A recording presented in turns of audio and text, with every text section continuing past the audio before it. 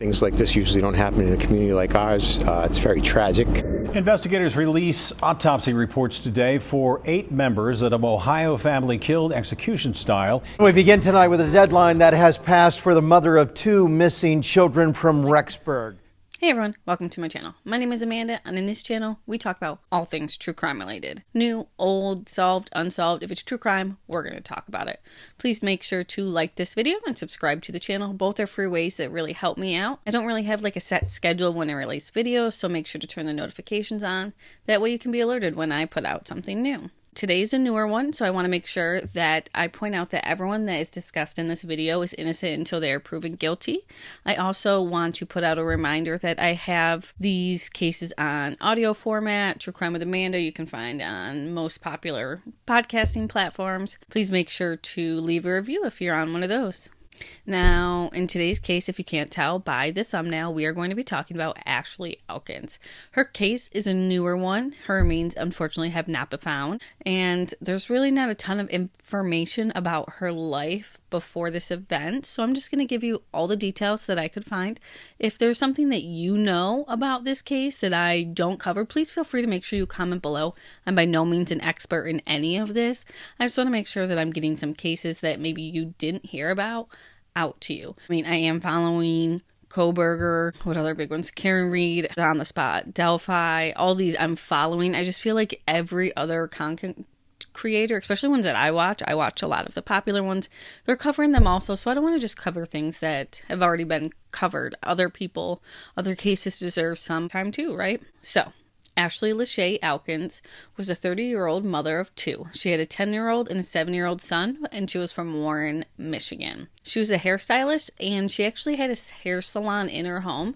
She would get a sales booth at one point, mostly from what I understand. According to Ashley's mother, this would be to appease a boyfriend of hers who didn't like male clients coming into her home salon. Ashley was described as being 5'2" to 5'3" and weighing 150 pounds. She was described as being a fun, lively person, but above anything else, she was a mother. She put her boys first, and I'm sure this is one of the biggest red flags to her family that something was wrong, was that she would never leave her boys. So in order to understand the timeline, I think that we should go back just a little bit before the day she was reportedly last seen. And like I said, this case is ongoing, so as it goes on, I'm sure we'll get a better idea of what happened to Ashley on January 2nd. If you have any insight into this case, like I said, please feel free to comment. We're here for facts. We want to get the word out there. Ashley deserves justice. So we're going to start back on December 31st, 2024. According to Ashley's family members, a recent ex-boyfriend booked a hair appointment at her home salon, but he used a fake name. Ashley's mother, Monica, would say that Ashley saw that it was this ex-boyfriend knocking at her front door, and she decided not to answer it. At one point while he was knocking, he went around to the side door because he was familiar with this home. He would go to the side door and knock, but Ashley, who still did not want to let him in, indicated to those in the house to be quiet as if nobody was home. I'm not sure if she shared the home with somebody or if other people were just there in the salon.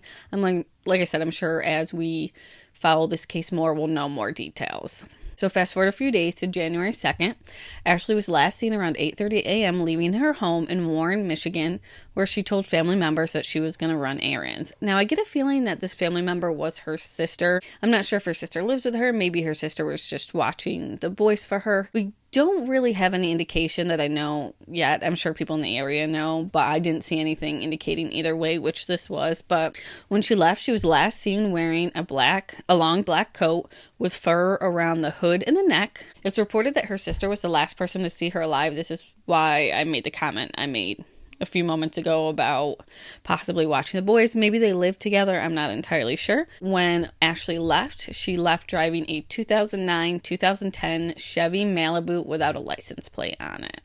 According to her mother, Monica Elkins, she went to Ashley's this morning only to have missed Ashley leaving by 10 minutes. So she got there at 8:40. Monica had a dream that she wanted to tell Ashley about, so she decided to just text her since she missed her at her house about the dream. And in this dream, Ashley's car was stolen.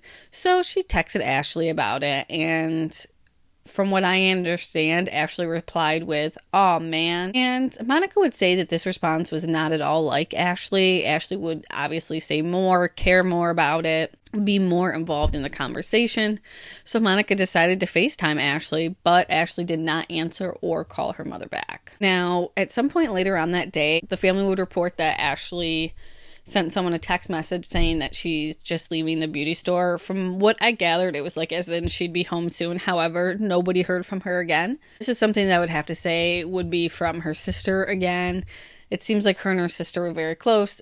I'll mention later that they shared Life 360 or Find My Friends. I can't remember which. So it would make sense that someone who had her children or was wondering what she was doing would question where she was. And this is what she would say, or somebody would say as a response. So Monica would say that the family noticed Ashley's phone would turn on and off, with her last known location pinging in the area of Pinehurst Street in Roseville. This would actually be an address that is known to Ashley. It is her ex-boyfriend's house, the one that appeared at the salon just a few days prior using a different person's name to book the appointment. Family members were able to see that this was her last location because Ashley and her sister Alexis used Find My Friends. Like I said, it seemed like they were very close. This would prompt the family to drive to the apartment complex to try and see if they could find Ashley or her car, but they weren't able to locate either of them. Now, of course, over the next few days, the family would report her missing and try to get police to start searching for her. They would put up flyers. There would be social media presence. There would even be an article which would take place on January 6th where Ashley's mother, her sister, and her uncle were interviewed by the local news. This was the idea to get her name out there. She wanted her name and her face to be seen by those in the community and anyone that may be able to have answers to what happened to her. Her uncle, who would turn out to be the family spokesperson, he was also an attorney, so it seemed like this came very natural to him, would say that the last place that she was seen, which was those apartments, was her ex-boyfriend's, and that person hasn't been seen lately either. So that's kind of a red flag. The following day, on January 7th, her car, the one that Ashley was driving, I don't know if it was her car, but the one that she was last seen driving, it was a Chevy Malibu. It was found a few miles away from the ex-boyfriend's house, or the ex-boyfriend's apartment in Roseville, Michigan. So it wasn't near her house. Like, that's just, lots of red flags are popping up.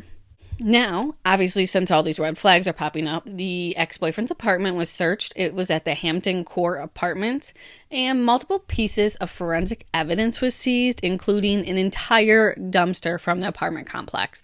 The police just had the dumpster towed, which I applaud them for that. I feel like more places need, I wish they could do that. Sometimes there's not always funding. Maybe police officers think about those things. But the more you talk about these cases, the more people learn about them, the more ideas get out there in the world. At this point in the timeline, the ex's name hasn't been announced. Articles would just say there's a search at the ex-boyfriend's apartment. The ex-boyfriend hasn't been seen. It did not say his name until he was arrested on January 8th, 2025. So 32-year-old DeAndre Booker of Roseville was arrested in Flint, Michigan for lying to police during their investigation into Ashley's disappearance. So not necessarily doing something to Ashley, but just lying to police in their investigation. In a statement, McCobb County prosecutor said DeAndre repeatedly lied to police officers and willfully provided false and misleading information during the investigation. So, of course, he was arrested on it. It seemed like this was more of a holding charge, though. He was arraigned the following day on January 9th in connection with allegedly lying to the police officer and providing the false and misleading information. But while he was in court, we learned a few things while the lawyers argued bond. We learned that he had no criminal history, although it was mentioned that he was in one of the services. I can't remember which one, but he had some issues while he was there, and his discharge was less than honorable.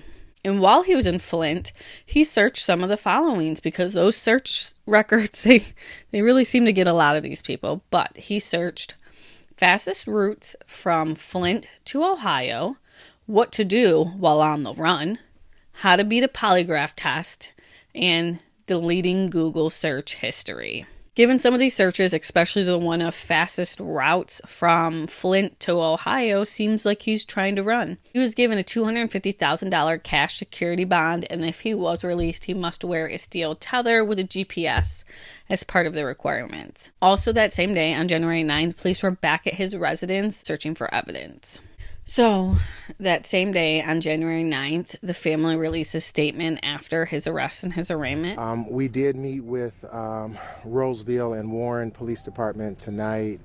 little after 7:30. We met with Chief Berlin, and we met with multiple deputy chief, and they gave us an update on what was found yesterday. What they indicated was there was substantial evidence collected at the home of the ex-boyfriend. They also indicated that based upon that evidence, that Ashley was murdered. They don't have her body at this time. They do have good leads on where her body is. So from then until January 13th, there wasn't any big movements, but starting January 13th, there would be a joint search effort at the Pine Tree Acres landfill in Lenox, Michigan, which authorities would be searching the site, hoping to find Ashley's remains. They would use drones, volunteers, and cadaver dogs to search in the freezing temps. On the 15th, police would give a small little update saying that they did collect lookalike items that they believe do belong to Ashley. However, they have to do some testing to confirm this.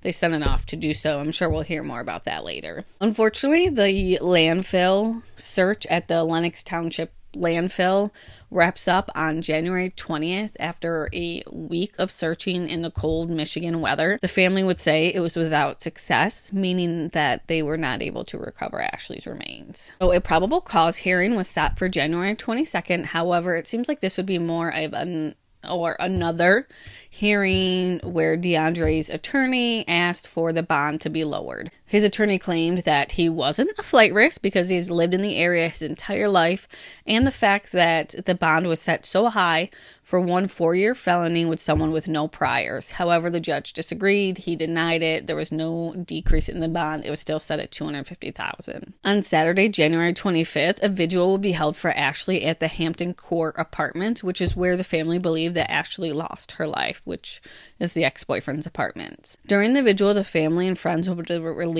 purple and green balloons. Green for Ashley's favorite color and purple for domestic violence awareness. Ashley! We love you! We love you!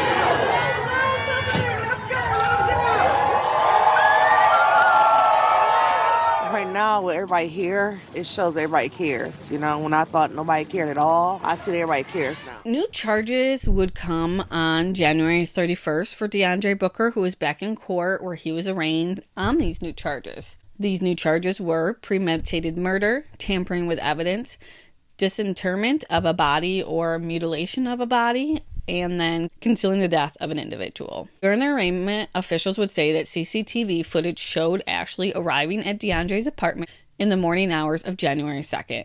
DeAndre would be seen leaving the apartment in Ashley's car, but there was no sign of Ashley. Over the next 15 hours, police would say that DeAndre would be seen on video footage going in and out of his apartment, and again, no sign of Ashley would be seen. Police would indicate that there was a substantial amount of blood found in DeAndre's bathroom, and that unfortunately that DNA that was found in the bathroom matches Ashley Elkins. Investigators would also say that DNA came back from some items found in the dumpster at the ex-boyfriend's house, the one that they seized, and those items belonged to Ashley. There was DNA on them, and it matched Ashley's DNA.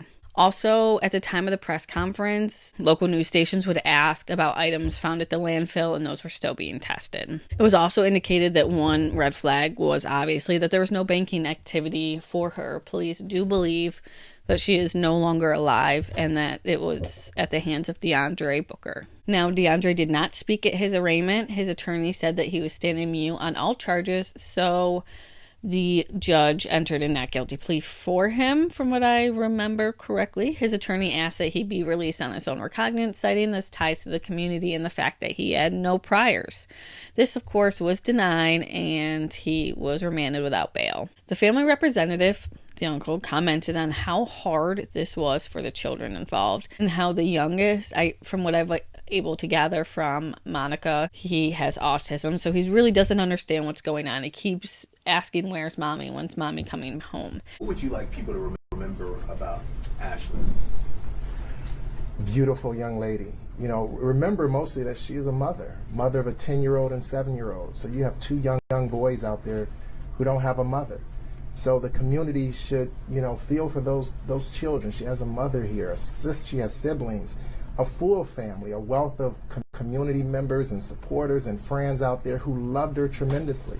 You've heard her mom say multiple times, she was the life of the party. Everyone loved her, cared for her, and she cared for them, but she was a mom who fought and cared and took care of her children. I mean, that's what he took away. He said it's going to take a village to help these children, and I really hope that they're able to get it where they are. It's a very tough day, right? Very emotional to hear the charges that were levied. But the family is appreciative to everyone that's worked on this case, particularly to Roseville Police Department and the prosecutors. It's been, a little over 4 weeks now waiting for murder charges to come. And so, though this does not bring complete closure, but we know that this is the journey to justice. So this is where it starts. And that's what the family wants. We want justice in this case. DeAndre was expected back in court on March 5th for a probable cause hearing, which that was one reason I waited for this video, because I wanted to see if anything else came out at that probable cause hearing. But of course, it was just adjourned until March 7th for the attorneys to review the evidence. Apparently, there's a voluminous amount of evidence in this case, so they want to make sure that the attorneys have time to review it properly. It's adjourned to March 7th. However, news interviews indicated they believe that it's going to, by they I mean the lawyers, that it could possibly be adjourned a few more times before they even get to a probable cause hearing, and that will decide if they actually go to trial, because of course, as of right now, this is a no-body crime, so the evidence will be presented to ensure that there is enough evidence to go to trial. What's next? Like I said, there's a court hearing supposedly for March 7th, so we'll see what comes out of that. I do want to mention that during an interview with Ashley's mother, she gave a little backstory between Ashley and DeAndre. Not too much, but we did learn the couple dated for about a year and they broke up back in September. Monica would say that it was around then that the family and Ashley realized that DeAndre, he was like, he had the same people commenting on his, it just seemed like he had fake profiles on Facebook, and commented on his fake profiles to see. It just was a weird thing. Family was getting weird vibes. Ashley decided to back away. The uncle would say he was an ex for a reason. And unfortunately, it doesn't seem like he was able to handle that rejection, allegedly. Monica also said that during the relationship between DeAndre and Ashley, he seemed like a really great guy. He was around the family. He helped out with their kids. But unfortunately, we do hear that too much, where people seem really great until something unfortunate like this happens. But hopefully Monica and Ashley's family is able to get justice. DeAndre Booker will continue to go through the court system until he heads to trial and he is hopefully found guilty. But remember, he is innocent until he is found guilty. If you've made it this far, please know that I appreciate you. I truly do. Make sure to like the video and subscribe to the channel. Drop your suggestions for cases that you want me to cover below, or you can email me. I'll go ahead and post a link below with all of my socials and then ways to support the channel. And as always, stay safe out there. The world can be an ugly place.